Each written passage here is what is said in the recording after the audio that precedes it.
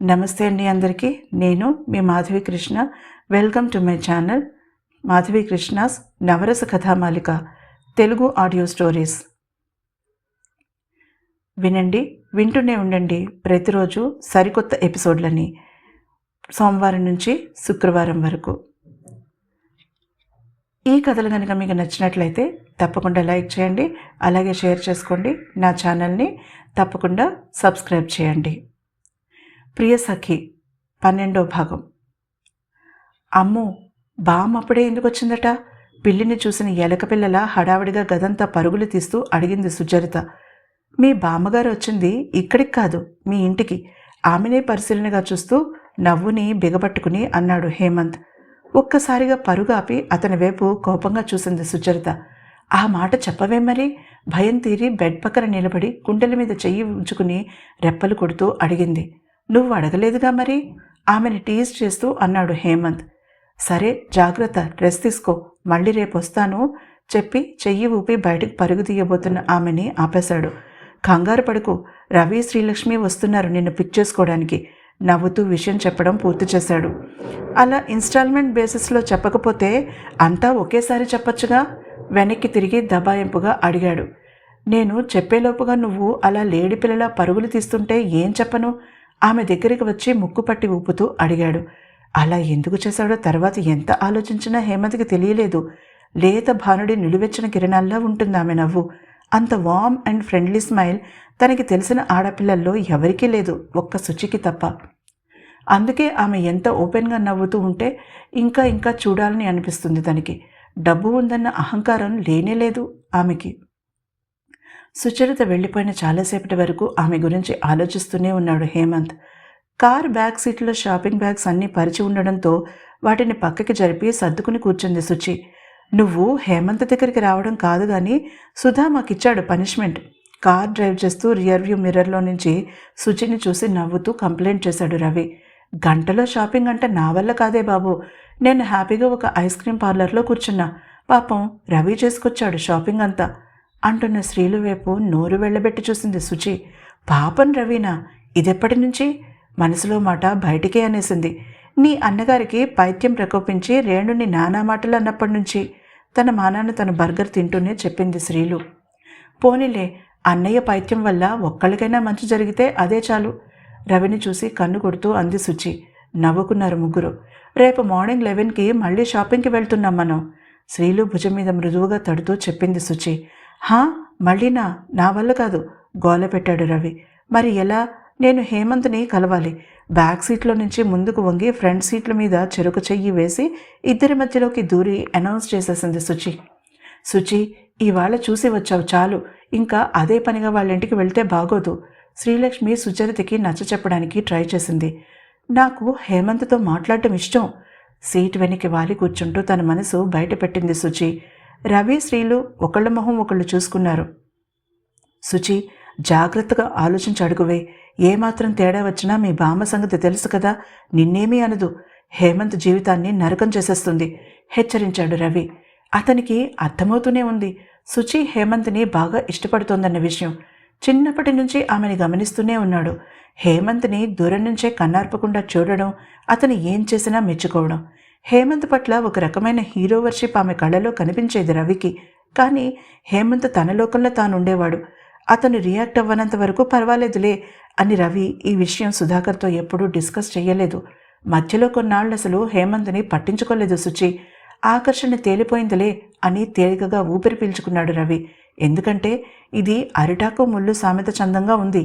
ఎటొచ్చి ఇక్కడ అరిటాకు హేమంత్ అయితే ముళ్ళు సుచరిత.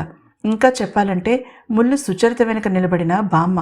హేమంత్ సుచి వల్ల బాధపడడం రవికి అస్సలు ఇష్టం లేదు. అందుకే సాధ్యమైనంత వరకు సుచిని హేమంత్కి దూరంగా ఉంచడానికి ట్రై చేశాడు. కానీ మొన్న స్టేషన్కి ఇక తప్పని పరిస్థితుల్లో హేమంత్ని పంపవలసి వచ్చింది. అది పెద్ద పొరపాటు అయ్యేలా ఉంది. కానీ నిజంగా హేమంత్ సుచి ఒకళ్ళనొకళ్ళు ఇష్టపడితే ఆపడానికి తనెవరు? అది సుధాకర్ ఆలోచించుకోవలసిన విషయం.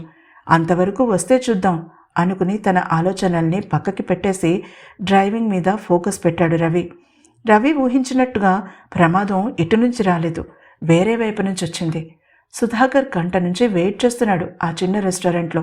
అప్పటికి 3 కప్పుల టీ తాగి, ఒక ప్లేట్ సమోసా తిని, ఒక జ్యూస్ తాగి 2 ఐస్ క్రీంలు తిన్నాడు. తనని ఒక పిచ్చివాడి కింద చూశాడు ఆ హోటల్ సర్వర్. టీ తర్వాత ఎవడైనా ఐస్ క్రీం తింటాడా? కానీ అక్కడ కూర్చోవాలంటే ఏదో ఒకటి తినడమో తాగడమో చెయ్యాలి. విసుగ్గా మరొకసారి తన వాచ్ చూసుకున్నాడు సుధాకర్. ఇక ఆ అమ్మాయి రాదండి. సర్వర్ ఇంకేమైనా ఆర్డర్ చేస్తాడేమో సుధాకర్ అని చూస్తూ అతను వాచ్ చూసుకోవడంతో తన మనసులోని మాటని ఎలాంటి బెరుకు లేకుండా చెప్పేశాడు. ఒక కాఫీ అనబోయిన సుధాకర్ని ఆపేశాడతను. ఇక చెప్పకండి, టీ తాగి ఐస్ క్రీం తిన్న మీకెలా ఉందో కానీ ఆ తర్వాత కాఫీ తాగడానికి సిద్ధపడిన మిమ్మల్ని చూస్తే మా ఓనర్ గారికి తెగజాలేసేస్తోంది. అందుకే బిల్లులో ఒక 10% డిస్కౌంట్ అంట. ఒక గుండ్రని ప్లేట్లో సోంపు వేసి అందులో బిల్లు వేసి ఇచ్చాడు. ఇక రేణు రాదనే నిశ్చయానికి వచ్చిన సుధాకర్ బిల్ పే చేసి కోపంగా బయటకు వచ్చాడు. జంధ్యాల సినిమాలో చెప్పినట్టుగా 120 గరిటెలతో కడుపులో దేవేస్తున్న అనుభూతి కలిగింది అతనికి. శ్రీలక్ష్మి కనిపించినంత ప్రతిదాన్ని తన పొట్టలో ఎలా పడేస్తుందో ఎంత ఆలోచించినా అర్థం కాలేదు అతనికి. లోపలున్నదంతా బయటకు వచ్చేస్తే కానీ తనకి రిలీఫ్గా ఉండదేమో అనిపించింది. ఏం చెయ్యాలా అని తెగ ఆలోచిస్తున్న టైంలో దూరం నుంచి అతని వైపు పరిగెత్తుకు వస్తూ కనిపించింది రేణు. అంతవరకు అతని పడిన ఇబ్బంది అంతా ఎవరో చేత్తో తీసేసినట్టుగా మాయమైపోయింది. మొహం మీదికి చిరునవ్వు పాకి వచ్చింది. ఆమె ఆయాసపడుతూ వచ్చి అతని ముందు నిలబడింది. ఎగసిపడుతున్న గుండెలతో తడారిపోయిన పెదవులను నాలుగుతో తడుపుకుంటూ ఒక చేత్తో జుట్టును వెనక్కి తోసుకుంటూ నిలబడిన రేణుని చూడగానే ఆమెని దగ్గరికి లాక్కుని ముద్దు పెట్టుకోవాలనిపించింది అతనికి. అందులోనూ బేబీ పింక్ ఫ్రాక్లో ఫ్రెష్గా అరవిరిసిన గులాబీలా ఉంది. ఇప్పుడే వచ్చారా? రండి లోపలికి వెళ్దాం అంటూ రెస్టారెంట్ లోపలికి వెళ్ళబోతున్న ఆమె చేతిని పట్టుకుని ఆపేశాడతను. నేను వచ్చి 2 గంటలైంది రేణుక. నీకు 9కి రమ్మని కాల్ చేశాను. ఇప్పుడు 10:30 అయింది చెప్పాడు. ఆమె తన వాచ్ చూసుకుంది. ఓ గాడ్, ఐఎమ్ సో సారీ. నా వాచ్ ఆగిపోయింది 8:30 దగ్గర. ఎంబరాసింగ్గా ఫీల్ అవుతూ అంది రేణు.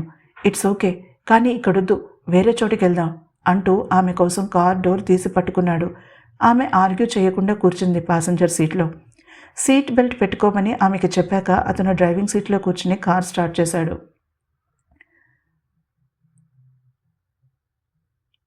దొంగ కర్మకాలి రేణు ఇంటికి దొంగతనానికి వచ్చిన రాత్రి జరిగింది మార్పు మొత్తం. వాళ్ళ ప్రవర్తనలో, వాళ్ళ పరిచయంలో. సుధాకర్ హీరోలా ఫైట్ చేసి ఆ దొంగ లోపలికి వెళ్లకుండా ఆపి కాళ్ళు చేతులు విరిచి కట్టి మెయిన్ స్విచ్ ఆన్ చేసి వచ్చేలోపుగా హేమంత్ రేణు చేతిలో దెబ్బతిన్నాడు కదా.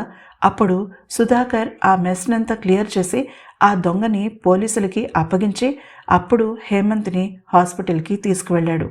మధ్యలో రేణుకి కాల్ చేసి భయపడవలసినదేం లేదని ధైర్యం చెప్తూనే ఉన్నాడు. ఆ రాత్రంతా భయపడుతున్న రేణుకి ఫోన్లో ధైర్యం చెప్తూనే ఉన్నాడు సుధాకర్. అది జరిగిన 2 రోజులకి రేణు నుంచి కాల్ వచ్చింది అతనికి. నేను మీతో 1 నిమిషం మాట్లాడొచ్చా?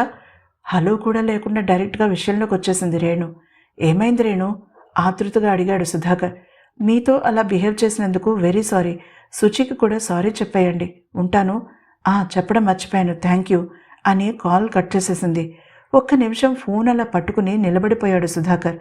ఆ తర్వాత 2 రోజులు బాగా ఆలోచించాక ఆమెతో ఒకసారి మాట్లాడి తను కూడా పర్సనల్గా సారీ చెప్పాలని డిసైడ్ చేసుకుని ఆమెకి కాల్ చేసి కలుద్దామని అడిగాడు. ఆమె వెంటనే ఒప్పుకోవడంతో టైం ప్లేస్ ఆమెనే అడిగి కన్ఫర్మ్ చేసుకున్నాడు. అది సుధాకర్ రేణులు ఇలా కొట్టుకోకుండా మాట్లాడుకుంటూ వెళ్ళడానికి కారణం. తర్వాత ఏం జరిగిందో నెక్స్ట్ ఎపిసోడ్లో విందాం. ఈ ఎపిసోడ్ కనుక మీకు నచ్చినట్లయితే తప్పకుండా లైక్ చేయండి, అలాగే షేర్ చేసుకోండి. నా ఛానల్ని సబ్స్క్రైబ్ చేసుకోవడం మర్చిపోకండి. మీ ప్రోత్సాహమే ఈ ఛానల్కి బలం అన్న విషయం మర్చిపోకండి.